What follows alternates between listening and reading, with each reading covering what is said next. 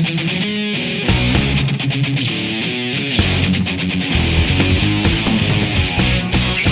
into another episode of Coyotes Corner alongside, what did you call yourself? Valued guest, Dave Vest? That's correct. Just because it rhymed? Is that why you went with that? That was a bonus. No. And what a bonus it was. That's Dave Vest. I'm Luke Lapinski, the draft edition heading towards free agency of Coyotes Corner. The NHL Draft is officially complete. The NHL Awards happened a couple days before that. Coyotes made a big addition even before the draft, so I guess let's start there. Certainly the blue line was going to be a focus of this organization this summer, and the Coyotes go out there and very aggressively get Alex Goligoski, pretty universally considered the top defenseman on the free agent market, and they get him before free agency even begins. Yeah, and they got him for long-term, 5-year contract. Alex, I believe, is 30 years old, so getting Alex right in the prime of his career.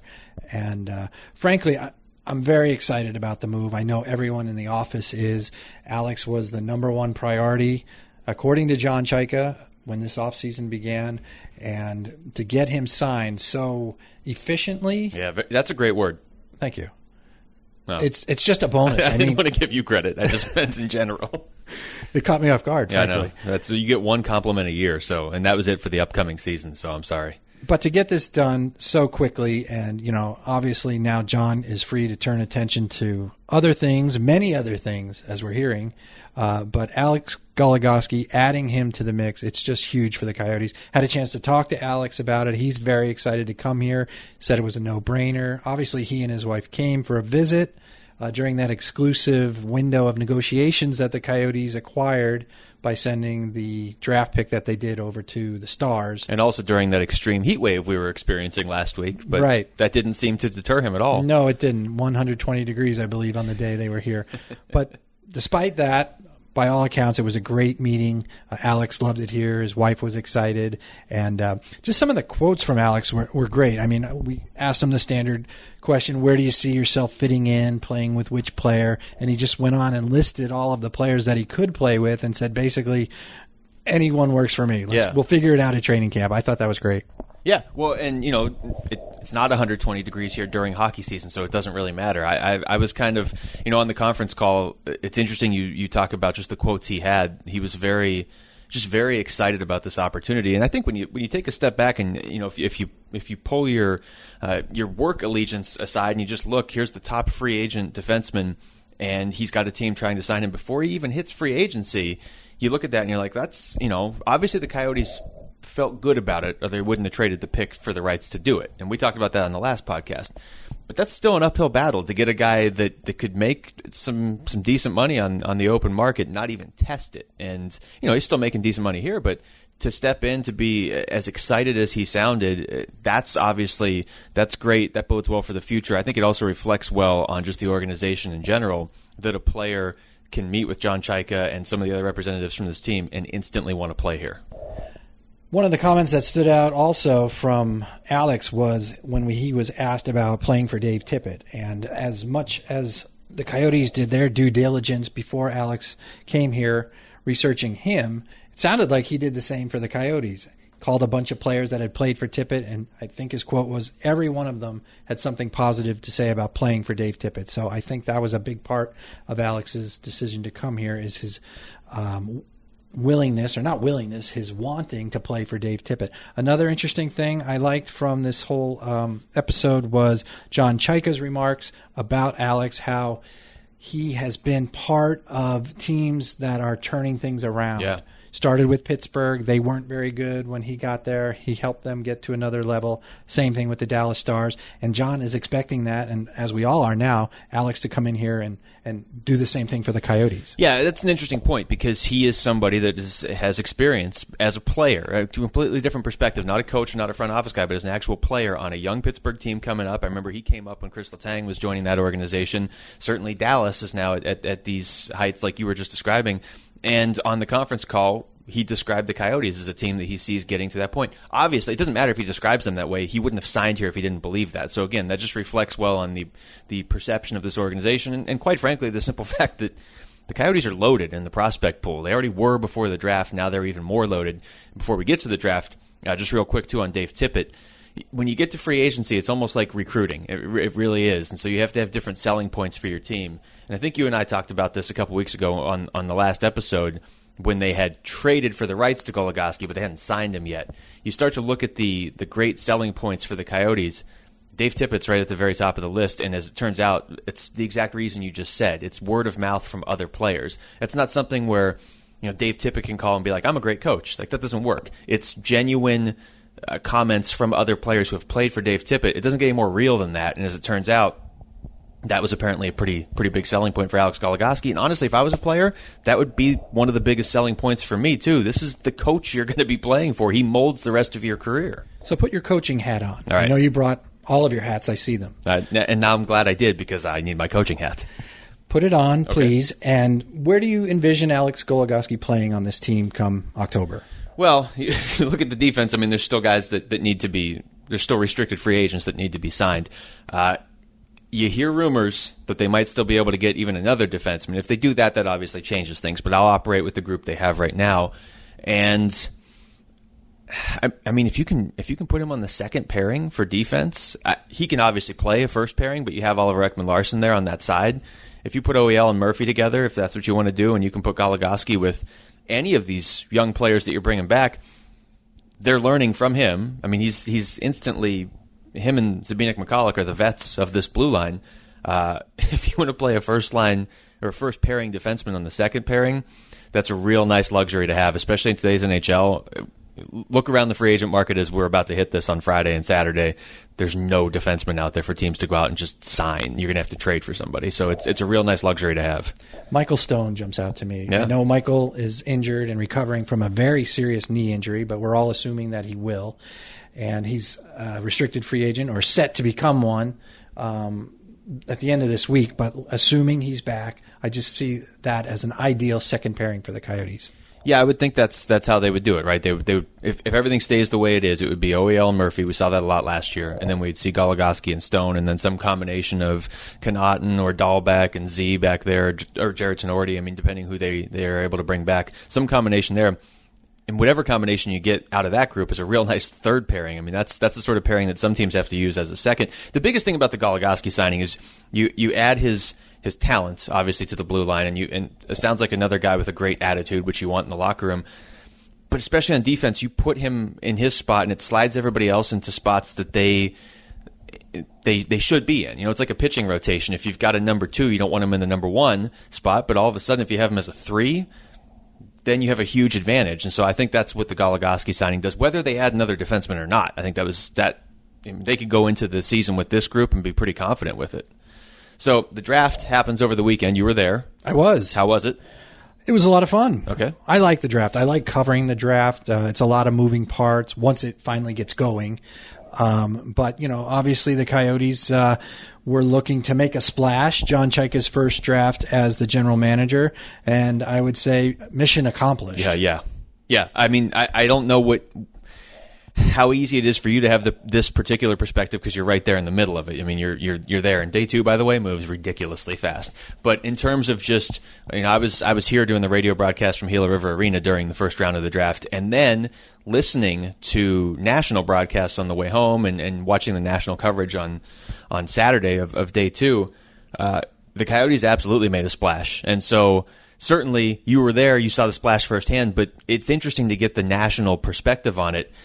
When you give out draft grades, it's a little shaky. But in terms of just people picking winners and losers, Calgary and Arizona have been everybody's winners. Obviously, Toronto wins the lottery, so they get Austin Matthews. But yeah, certainly a lot of people talking about the Coyotes on draft day, and it's not hard to see why. You come out of the first round with Clayton Keller and Jacob Chychrun.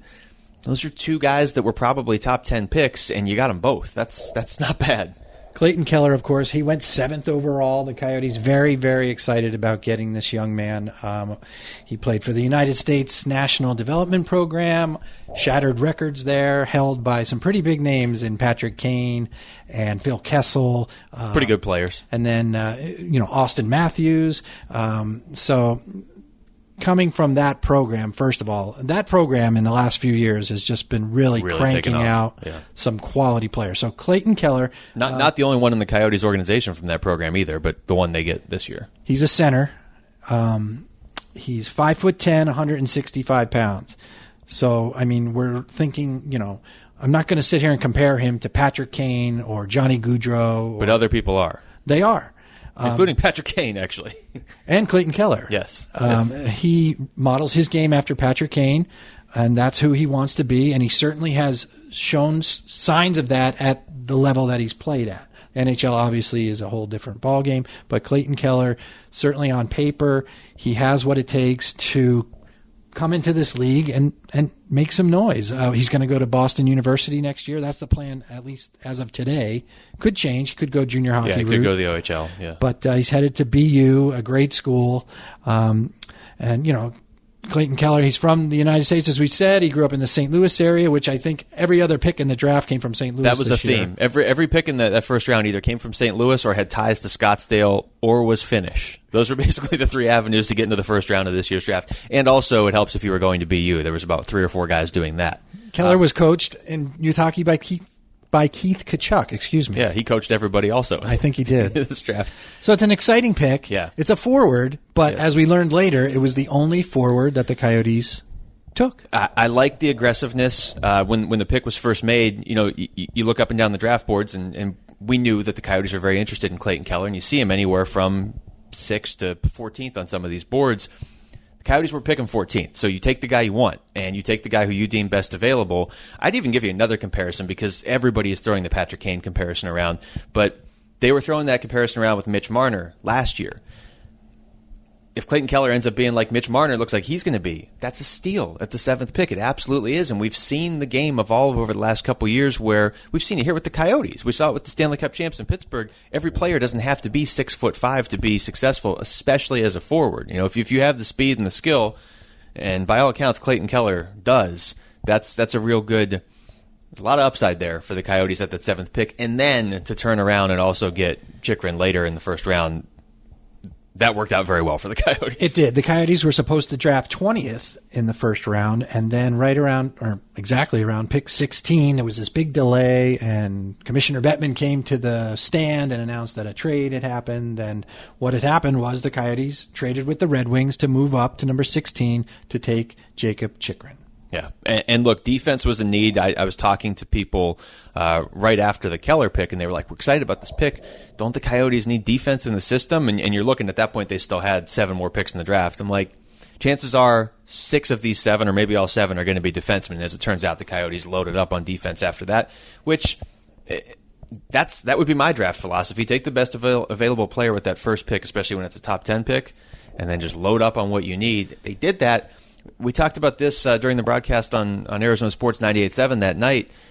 Jakob Chychrun a year ago was projected to be the 2nd or 3rd player in this draft. Not defenseman, player. Number 1 defenseman, and yes, other defensemen have passed him, but most scouts you talk to say that's not a knock on Chychrun. That's just those other guys moved up, and then it's personal preference at that point. Speaking to Tim Bernhardt, the Coyotes director of amateur scouting after the draft, he spoke at length about Jakob Chychrun and how Jacob probably had a tough year this year because of the pressure of what you just said. All eyes were on him. It was his, draft year. It was his time to put up these big numbers. And quite frankly, it was suggested he didn't handle that quite well. However, the talent there and what he can do with all of that baggage of being, so highly sought behind him, the Coyotes are ecstatic at what they think he can do. And they consider him a steal at number 16. 200 pounds, 6'2". He's a big kid. And he can skate. That's maybe his biggest strength is that he can skate with that size. He's incredibly articulate, too. I don't know if you saw the interviews with myself or Catherine Tappan. Yeah, I interviewed him before you guys, actually. So well played. No, he is. He's very mature. And, in fact, Bob Heathouse brought it up to him. He's like, the words we keep hearing about you are maturity and reliability. And, you talk to the kid for 10 minutes, and he sounds like he's 33. He really does.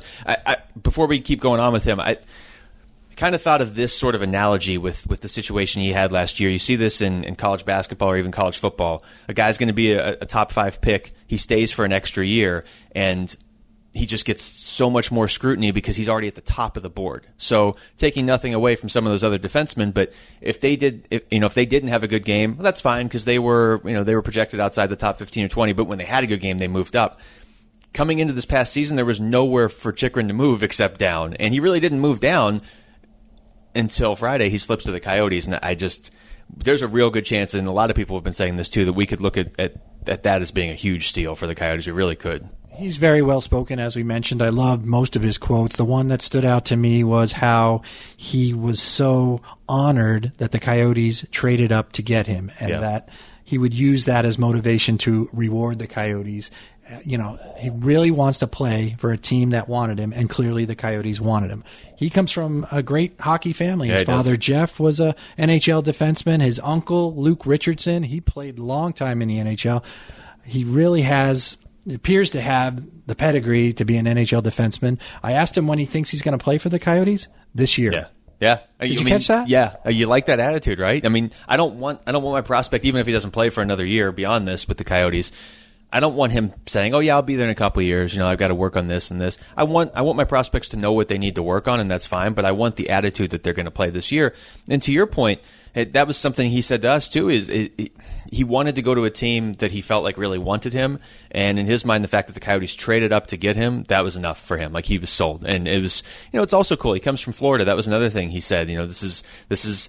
We know this here. You kind of have sort of a community of being hockey people in the, quote, non-traditional markets. And so there is a sense of pride for that. We saw it last year. Shane Gostisbehere, also from Florida, almost won Rookie of the Year. Obviously, Austin Matthews from Scottsdale, number 1 overall pick.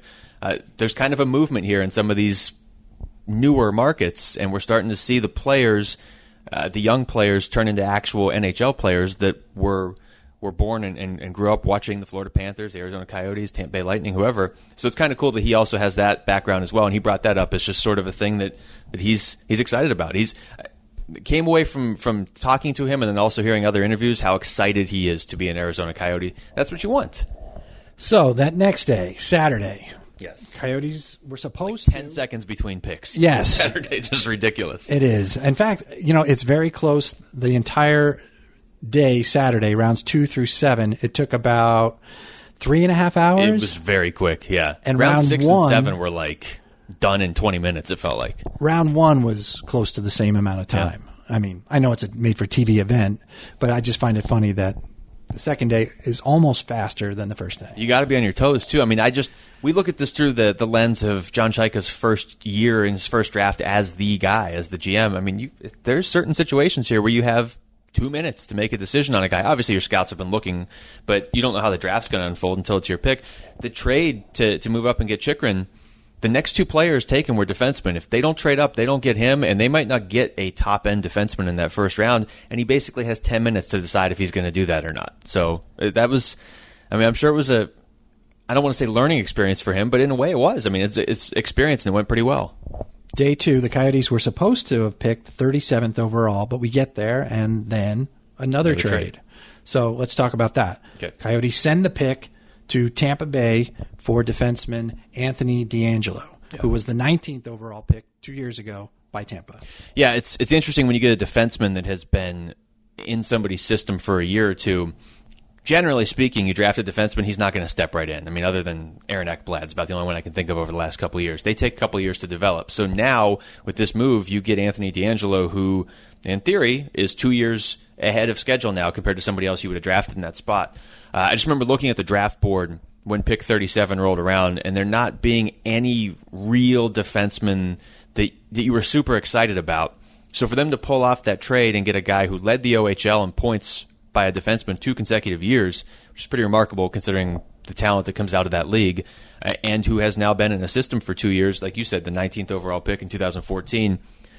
I certainly talent-wise, they moved up there, and that's aggressiveness was the theme of the last week for the Coyotes, and it might still be going forward into free agency. We don't know, but so far I think things have worked out pretty well. John Chychrun told us that he had his eye on Anthony DeAngelo as far back as the trade deadline.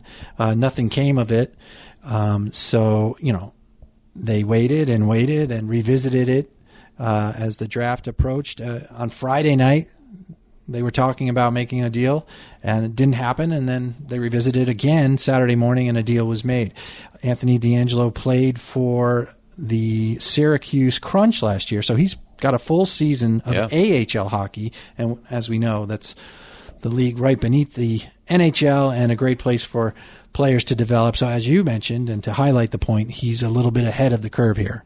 That's big. I mean, when they go out and they get Goligoski, considering, or I guess depending on what happens with the RFAs, you basically have the core of your NHL defense set for the upcoming season. Now, there's still moving parts. Maybe a guy like Anthony DeAngelo comes in and impresses at training camp, and all of a sudden he's playing next year. That's possible, considering where he is. And I know Jacob Chychrun wants to step in and play next year. You could add a player, but generally speaking, you have your NHL defense. But what the Coyotes didn't have is anything in the system for defense. They have a billion forwards, and to go out there and get Chychrun and DeAngelo, instantly you have your top 2 defensive prospects in the system, and they're not just top 2 relative to everybody else. These are 2 of the top defensive prospects in hockey. DeAngelo, by most accounts, was Tampa Bay's number 1 or number 2 prospect of any position. And so now, again, to get that player at pick 37, that's how you kind of have to look at it. That's tremendous value. Okay, so after that, 3 more picks for the Coyotes. Let's just talk about them here in order.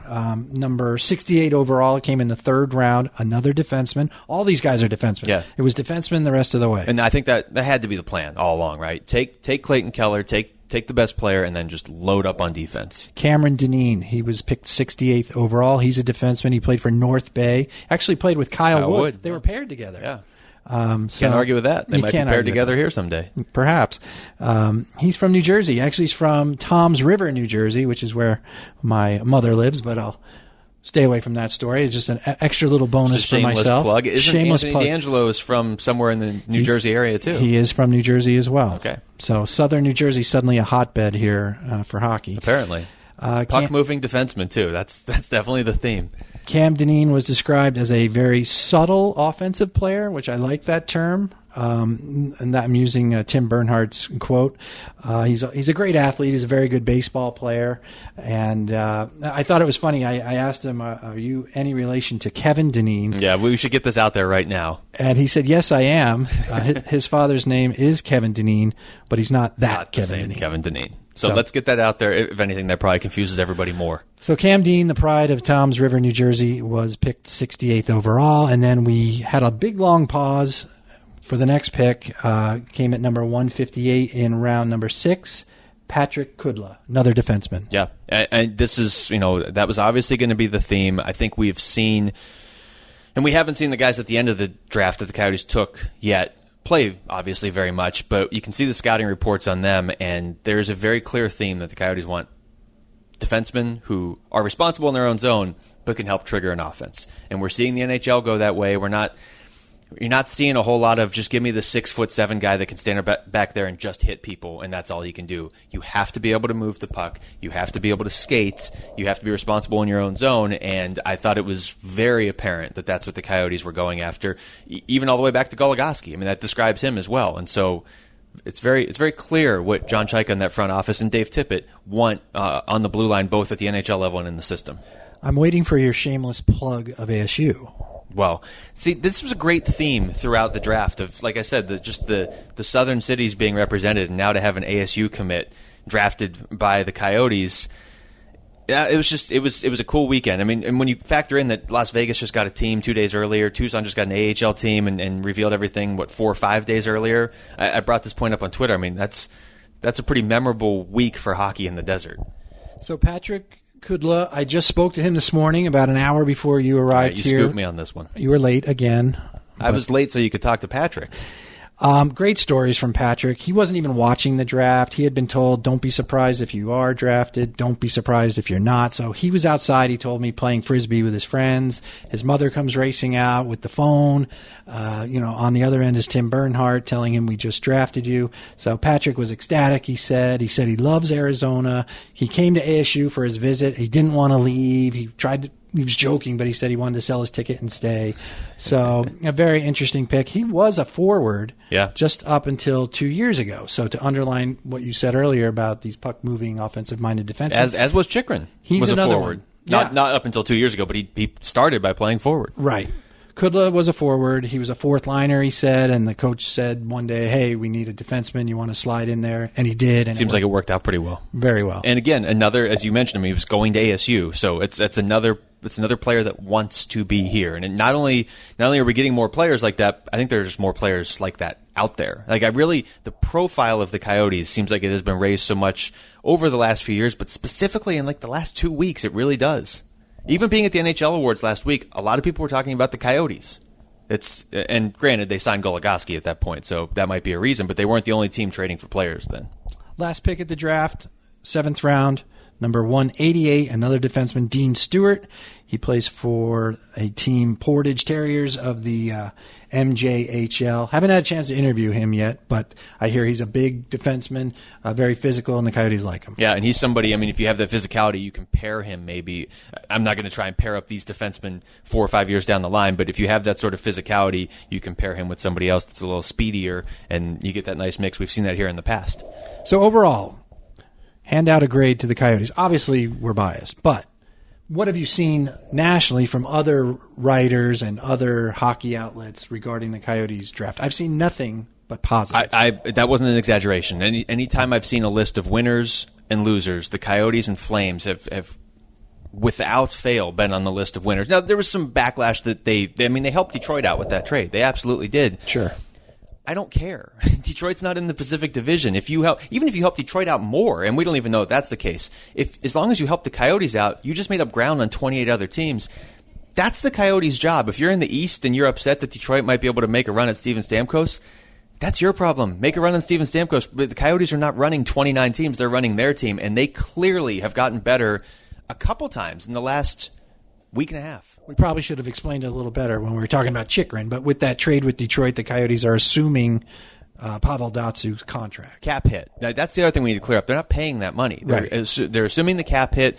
I know that there was this theory like they're just doing that just to get to the cap floor. They'll be well above the cap floor. That's not why they did that. That was their favor to Detroit, so Detroit would let them move up and take Chychrun. And like I said, Dante Fabro went right after Chychrun, and I'm blanking on the other defenseman's name who went, Logan Stanley, I believe, went right after him. So if you don't trade up, in retrospect, you don't get any of those three guys, and they were kind of really Chychrun's ahead of Stanley in most tiers. So you had that trade benefits both sides, and that's fine. The trade doesn't only have to benefit one side, especially when you're dealing with somebody that's in the other conference. The Coyotes see Detroit twice a year. I don't care if they made Detroit better, and maybe they didn't. We don't even know.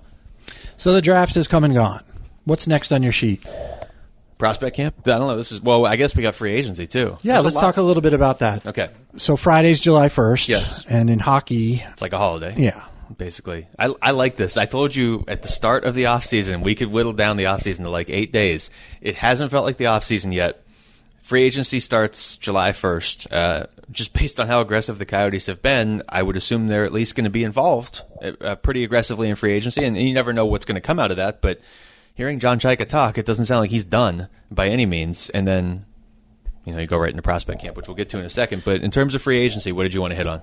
Well, I can't remember if we talked about this earlier in the broadcast of the podcast. It's actually a podcast broadcast. But Louis Domingue yes, was signed. And obviously something that doesn't surprise anybody, but had to be done. Absolutely. And I love John's quote on that. Basically anointing him the backup goalie at the end of June. Yeah. You read the quote in the press release. They're looking forward to Mike Smith and Louis Domingue being a terrific tandem.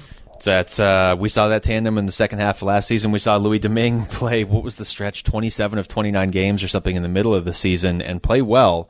I think you can be excited about the Coyotes' goaltending situation, which is huge. You can talk about all these other pieces. If you don't have goaltending, it's ultimately not going to matter. Mike Smith, and I've said this before, I don't know if I've said it here, but I think it is so big for him that he was able to come back and play a few games at the end of last season because he doesn't go into next year getting ready for his first game action since that injury. He's back. He's played at the end of last year, so now his offseason is just geared towards playing hockey next season. And with Louis Domingue there, you've got a more than capable backup. And when I think capable backup, I think of a guy that'll come in and just get you through some games. He was winning games single-handedly last year for the Coyotes. So we're seeing this in the league right now, too. It's big to have two goalies, and the Coyotes have two. And how about this? Louis' contract is for 2 years. Yes. One way. Yeah, so he's in. And the confidence, just talking to Louis briefly yesterday on the phone, I could just feel the confidence and how happy he was that was the contract oozing out of the phone. I mean, he's thrilled to have a multi-year deal. here in the NHL. And he played so well last year under such trying circumstances. I'm so eager to see how he performs under normal circumstances where he's the backup. And, he'll probably play. I mean, it's obviously Coach Tippett's decision, not mine or yours. Well, no, why don't you make the decision right now? Okay. We'll hand this tape to Coach Tippett and say, look, we already worked this out for you. I'm going to say 20 to 25 games. Yeah. Is that reasonable? That's it. And then at that point, you're not putting too much of a strain on your starting goalie, Mike Smith. At that point, he's playing 55, 60 games. Unfortunately, injuries are a part of the game. Now you've got some insurance in that respect both ways. And again, when Mike Smith came back and played at the end of last season, he looked great. And you can counter that and you can say, well, those games ultimately weren't a playoff race. That's fine.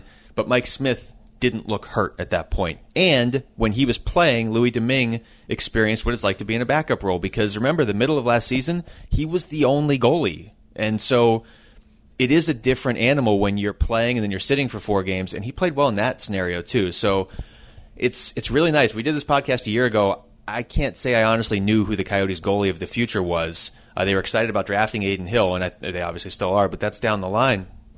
Louis Domingue's the Coyotes goalie of the future right now, and he's locked in. He was supposed to become a restricted free agent on July 1st. There's a list of other guys. Did we list these guys? Yeah, I have them over here, so you can't read them. But these are guys that the Coyotes, what's the exact term here? They tendered an offer to, basically? Tendered a qualifying offer. Okay. So Michael Stone. None of these are really surprises. Connor Murphy.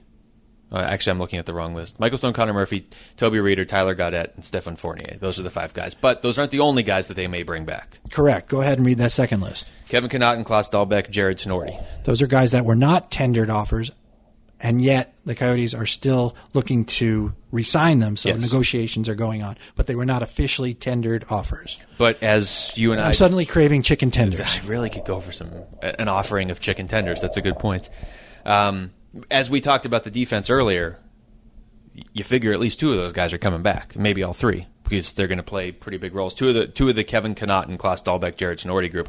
Obviously, Connor Murphy, Michael Stone are huge parts of your defense, and Tobias Reeder is a huge part of the forward core as well. So this was all stuff the Coyotes knew they were going to have to do this summer. When they came into this summer and they essentially had 8 guys from last year's active roster under contract, they knew that they were going to be picking up 5, 6, 7 more just out of their RFAs. Now you had Alex Goligoski and potentially some more pieces. And I think we'd be laughed at publicly if we didn't at least mention that Shane Doan continues to negotiate He's a big deal. A contract with the Coyotes. The latest update from John Chychrun came yesterday.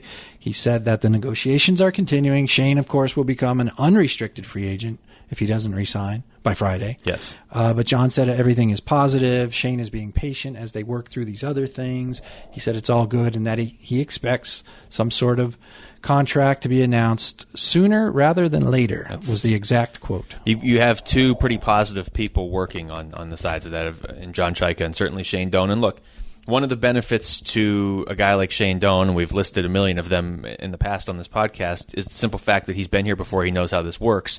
And so he knows that, hey, we're going to go out there and we're going to work on getting Alex Goligoski. In fact, if I understand correctly, Shane Doan was fairly instrumental in that as well. Went to dinner with Alex. There you go. And that's another selling point for the Coyotes, certainly, is having a guy like Doan with Tippett. I should say he attended the dinner that Alex was at with others. Yes. Yeah, it wasn't just, there was a group of them. But, he's been through that. He understands the draft then has to become a priority just because of the way it's set up. And you got to get these RFAs. You got to get those offers tendered to them, those qualifying offers, as Dave said. But yes, free agency's coming up. Shane Doan, obviously, a top priority. All right. What else you got? Whiteboard, by the way, the famous whiteboard is full, so we're kind of improvising here. It's full of other things non-related to this podcast. I mean, I see some of these names up there. Dave's going to write a story on Clayton Keller. All right, I'll be looking forward to that. The last thing, heading towards prospect camp, starts July 4th, goes through July 8th, so that is next week. As what day is today? Tuesday? Today's Tuesday, June the 28th. Yeah. I have D-backs game on my calendar. Oh, I'm going to that too. Hopefully we're in different sections. Are we going together? I hope not. Okay. This is the work of Matt McConnell, who couldn't be here today, but is somewhere in Arizona. Zach Greinke's pitching. I just found that out this morning. And they're playing Philadelphia, so that should be a pretty good win. I'm excited. Prospect camp is July 4th through July 8th, Monday through Friday. I believe we talked about this last week, but a little bit.